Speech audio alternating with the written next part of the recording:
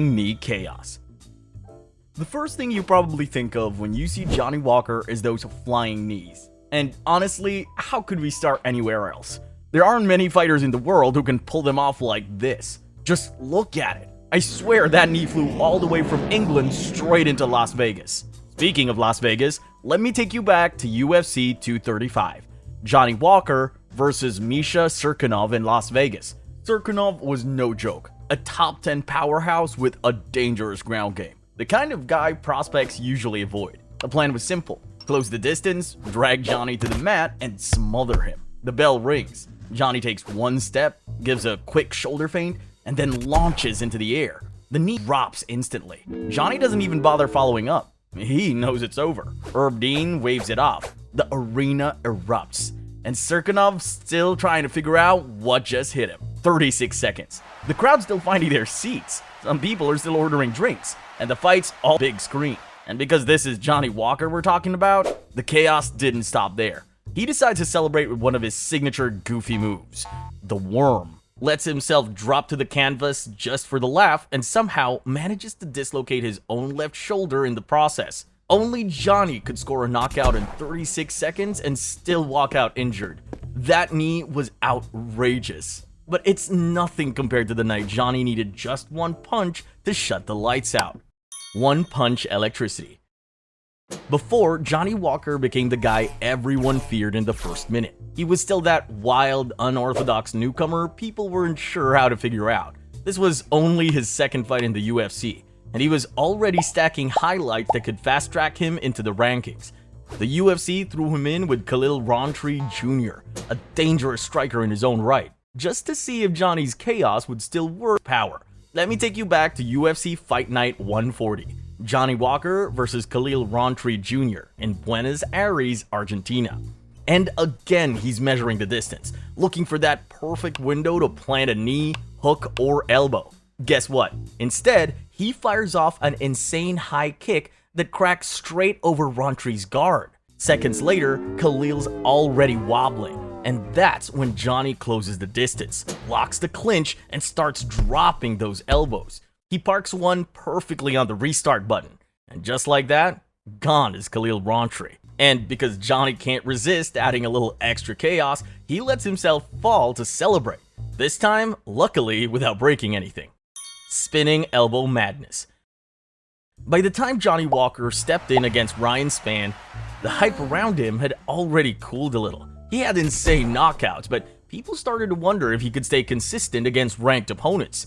Spann was the perfect test, a strong, athletic, light heavyweight riding a win streak, looking to climb the ladder himself. On paper, this fight was a crossroads. Two rising guys, only one moving forward. Let me take you back to UFC Fight Night 178, Johnny Walker versus Ryan Spann.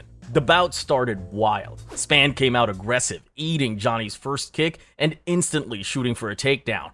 And then something insane happened. Johnny went for a front kick, got clipped, and almost got knocked out right there. I can still remember watching with my brothers, and one of them absolutely lost his mind. Neighbors probably thought something was seriously wrong in that house. Johnny somehow got back to his feet, only to be taken down again. It looked bad. Spann was right there on the verge of finishing, but Walker is chaos in human form. He scrambles up, and suddenly he's unloading like Ryan Spann is a piñata at a birthday party. A barrage of elbows out of nowhere. Just like that, fight over. And the inside detail, Spann actually protested after the stoppage, saying he was fine. But when you're eating elbows with your head bouncing like a basketball, Herb Dean isn't giving you the benefit of the doubt. Blitzkrieg start. By late 2019, Johnny Walker was one of the hottest names in the light heavyweight division. 3 first-round finishes, all highlight reel chaos, and people were already whispering about a title shot. The UFC threw him in with Corey Anderson, a tough wrestler with big fight experience. The type of guy who could expose holes or prove Johnny was the real deal. This was a huge moment. Madison Square Garden, bright lights, and all eyes on Johnny. Let me take you back to UFC 244. Johnny Walker versus Corey Anderson. The bout started with Johnny doing what he does best, moving like a madman. Hands low, bouncing side to side, switching stances every 2 seconds. His unpredictability makes it impossible to read what's coming next.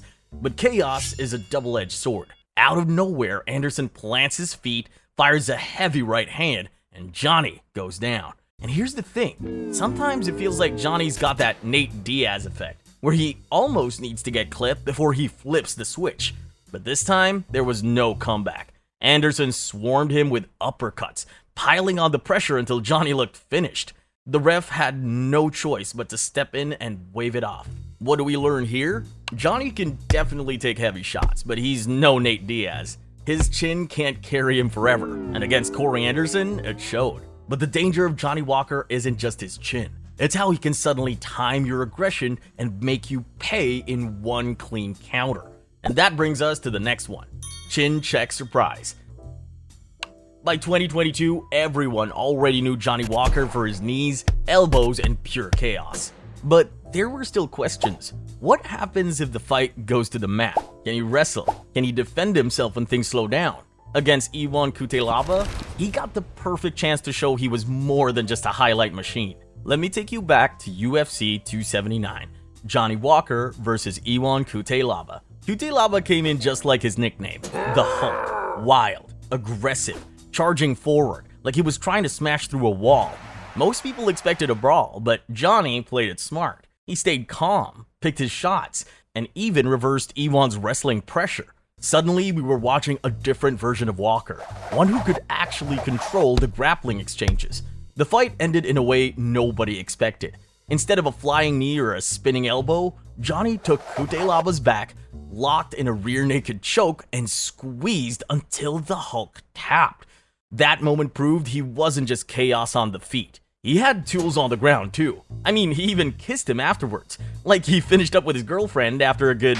And the funny part? Cutelaba was known for his insane stare downs and intimidation tactics before the fight, only to get choked out by a guy most people thought could only strike. That choke showed a new layer of Johnny Walker. But if you really want to understand his madness, you've got to see what happens when everything he does becomes unpredictable chaos from start to finish. Chaos Magnet.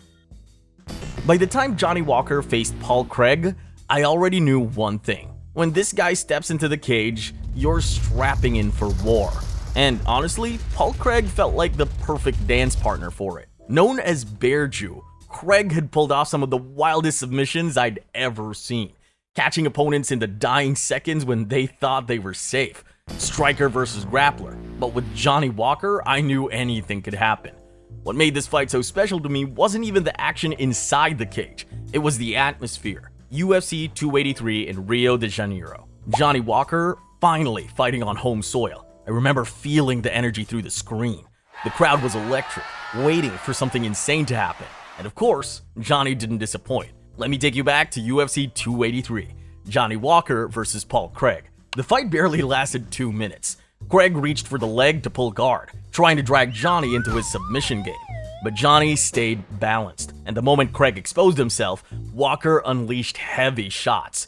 One clean punch on the ground stunned Craig. And just like that, it was over. Officially a TKO. Short, decisive, almost anticlimactic compared to Johnny's usual chaos. But the real madness came after. Walker went straight into his infamous celebration, the worm. Last time he tried it, he dislocated his shoulder. This time, it finally worked. The Brazilian crowd went crazy as Johnny slid across the canvas, soaking in the moment. That's Johnny Walker. Unpredictable, reckless, unforgettable. From injuring himself with the worm in Vegas to nailing it in Rio, fighting him is gambling with chaos. Subscribe if you enjoy our work, and watch this next video if you like MMA.